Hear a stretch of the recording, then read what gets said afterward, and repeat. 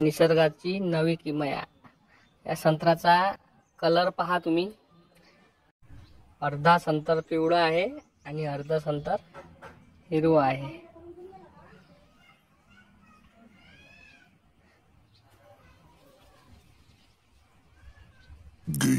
आता आपण हे संतर शिलून पाहू। संतर तर व्यवस्थित दिसत आहे, अर्ध पिवळा आणि अर्ध हिरवा असल्यावरही अर्धा कलर पिवळा आणि अर्धा कलर हिरवा होता याचा तुमच्या समोर।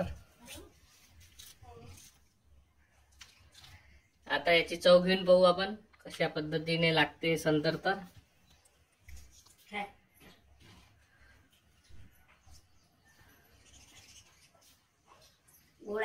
गोड आहे, अर्ध पिवळा आणि अर्ध हिरवा संतर गोड आहे।